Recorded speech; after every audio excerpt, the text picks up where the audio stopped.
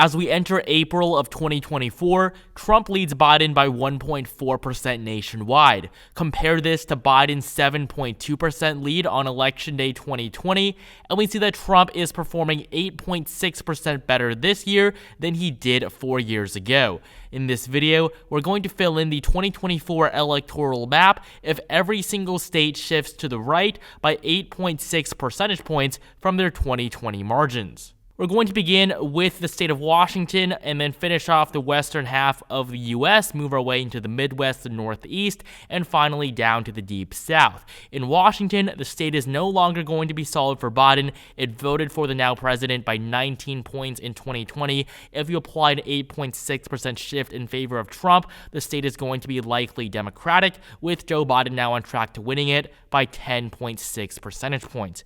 In Oregon, it's barely going to be likely a 5.5% margin after this shift, while California is still going to remain a solid state for Biden, but only a 20.6% margin, a far cry from his nearly 30-point victory in the last election.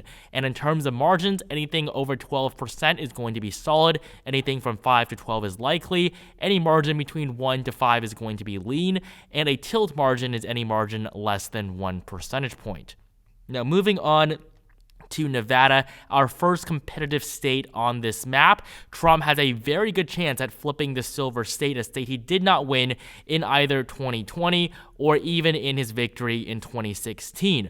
Both times, he lost Nevada by 2.4 percentage points, and if you apply an 8.6% swing, Trump is going to win the state of Nevada not by a tilt margin, not by a lean margin, but by a likely margin of 6.2 percentage points. In Arizona, we see a similar trend. Biden was able to flip the state in the 2020 election, but winning it by a very narrow 0.31 percentage point margin. Apply an 8-point swing, and Trump is on track to flipping Nevada and winning it by 8.3 percentage points. Now, these margins may seem really big, and this math might seem like it's totally inflating Trump's polling numbers, but if you look at the actual polling right now in the states of Nevada and Arizona, in Nevada we see Trump leading by 3%. If you go to the five-way race, Trump is leading by 6%. This is if you actually include all of the candidates. It really shows you just how much trouble Biden is in right now. If you look at Arizona, similar story. Trump leads by 5.2%, has led throughout the entirety of the election cycle, and if you go to that five-way race, Trump is doing even better, a 6-point lead here as well. So this map is really not too different from what we're actually seeing in many of these critical swing states. Before we continue, only 5% of you guys are subscribed, so please take this time to subscribe for regular political content leading up to the 2024 election. As for many of the states in the middle of the country here, they were solid for Trump in 2020. They're going to be solid again, just by much larger margins. I mean, look at these states. Wyoming, 43% in favor of Trump. This was the most Republican state in the country.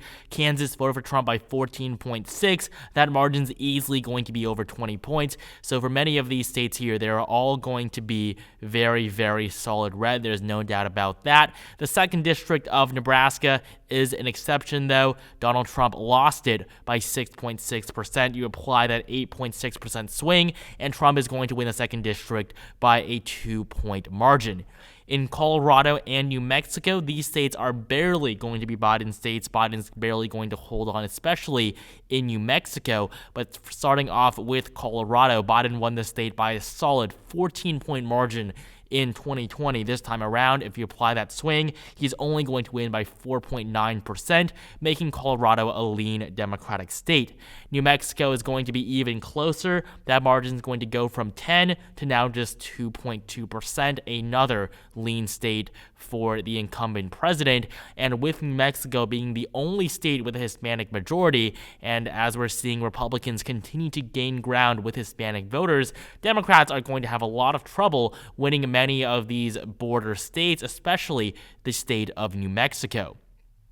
And to finish off the western half of the continental U.S., we have Texas, 40 electoral votes. Of course, it's going to go to Trump, but it's actually going to be a solid Trump state for the first time, 14.2 percentage points. In 2020, Trump won Texas by 5.6. That margin was a little bit larger, 9% in 2016, but Texas now for the first time will be a solid red state under President Trump.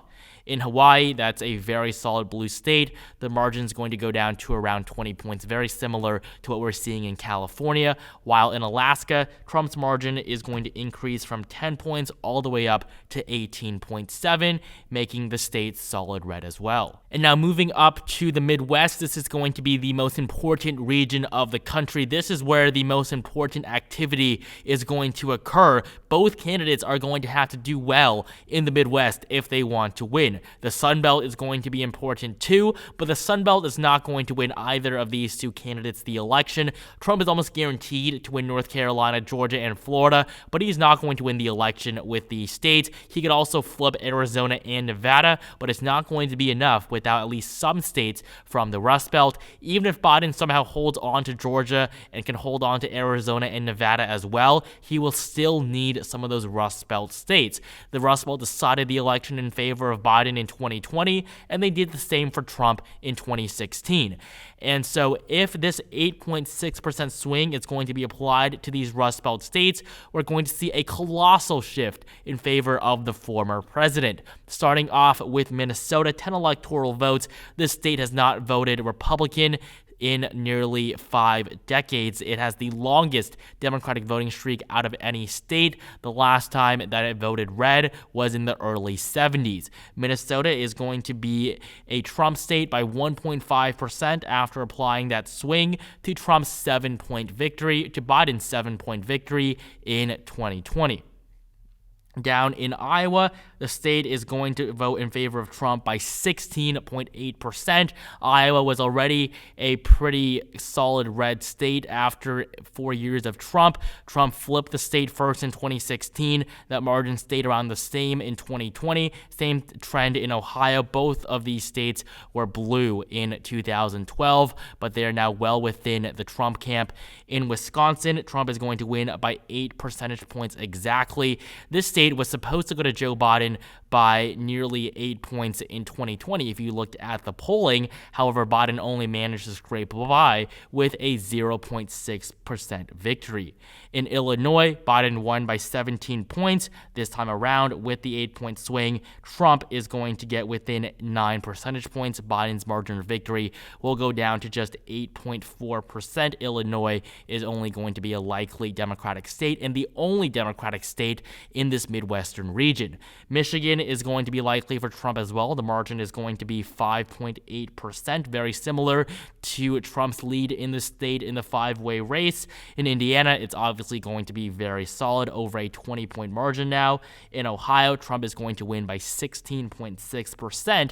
And Pennsylvania, which is arguably the most important out of all 3 Rust Belt states, as it does have the most electoral votes, the state is going to vote in favor of Trump by 7.4%. This is also the home state of Joe Biden, and out of the 3 Rust Belt states right now, Biden is actually polling the best in Pennsylvania when compared to both Michigan and Wisconsin. Moving up into the Northeast, we're going to have some pretty surprising results. A lot of states that are no longer going to be solid for Biden. New York, however, is a state he won by 23 points in the last election. Adjusted with that 8-point swing, it's going to go down to a margin of 14.5, but that's actually a larger margin than what the latest polls are suggesting from the state. If you look at the newest polls from New York, Biden is expected to win barely by 10 points in many polls. This is conducted by Siena College. Some polls have Biden up by just 9%, 7%.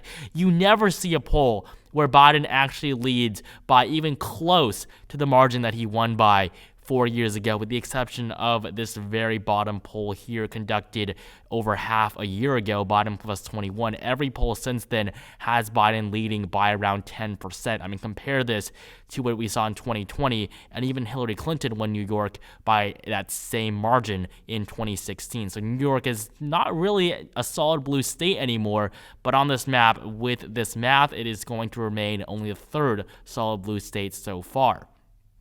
Vermont and Massachusetts are going to be solid too. These are the two most Democratic states in the country, while Rhode Island is barely going to be solid blue. Trump is going to lose it by 12.2%, which means Biden is going to barely hold on to Rhode Island with that solid blue status, while the margin in Connecticut is going to go down to 11.4, making the state only likely for the incumbent president.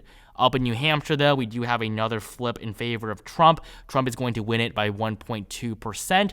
And these two flips in Minnesota and New Hampshire, they are not at all impossible. If you look at the 2020 map, yes, Joe Biden did do quite well. However, Joe Biden is now 16 points more unpopular than he was when he entered office. And when you look at the 2016 map, Trump came within 0.4 percentage points of winning the Granite State against Hillary Clinton and came within 2% of winning Minnesota in that same election. So these two states are definitely in play for Trump, and in a positive scenario for him, he does have the chance at flipping both of these for the first time in decades. New Hampshire hasn't gone red since the early 2000s.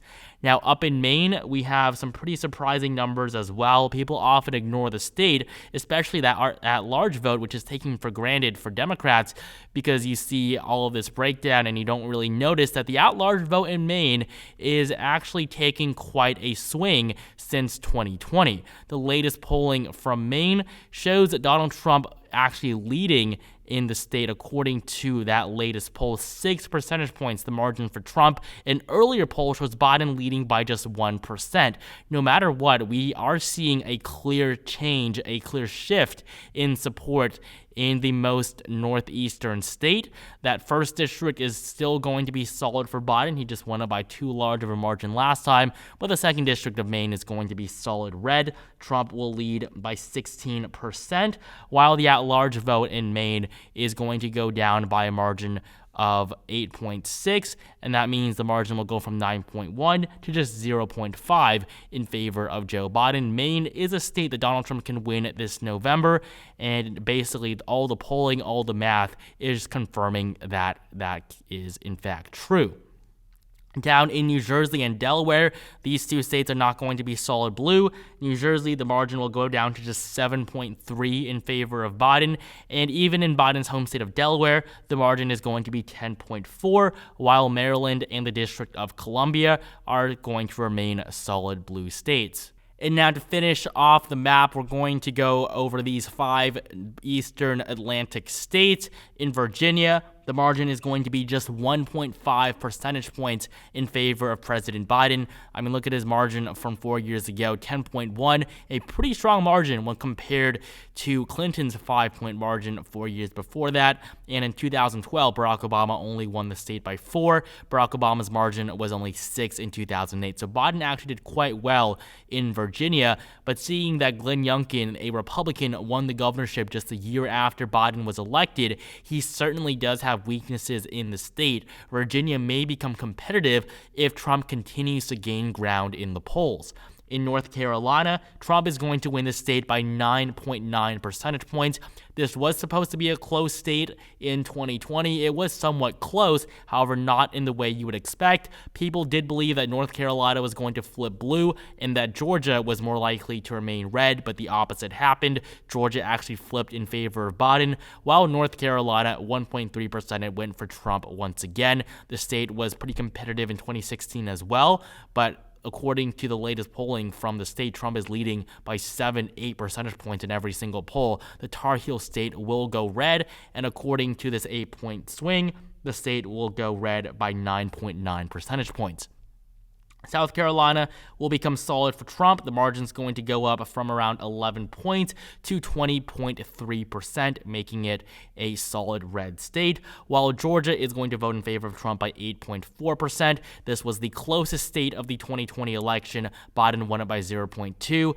You apply that 8.6% swing, it's easily going to be a Trump state. And finally, in Florida, Florida is actually going to be a solid red state. The polling showed that Biden would win it by 1 1 to 2 points on election day, but the opposite happened. Trump actually won it by a 3-point margin. Trump won the state by 1 point in 2016, and many people thought because Joe Biden was supposed to be a better candidate than Hillary Clinton, that he was going to be able to flip back the Sunshine State. But basically, ever since he was elected, the exact opposite has happened. If you just look at the 2022 midterms, Ron DeSantis and Marco Rubio were both reelected by solid margins, 16 and 20%. Florida is no longer a competitive state. It is a red state. And with these states in the middle of the country here, they are all going to be solid red, giving Donald Trump 327 electoral votes to Joe Biden's 211. This is what would happen if the entire electoral map shifted in favor of Trump by 8.6%,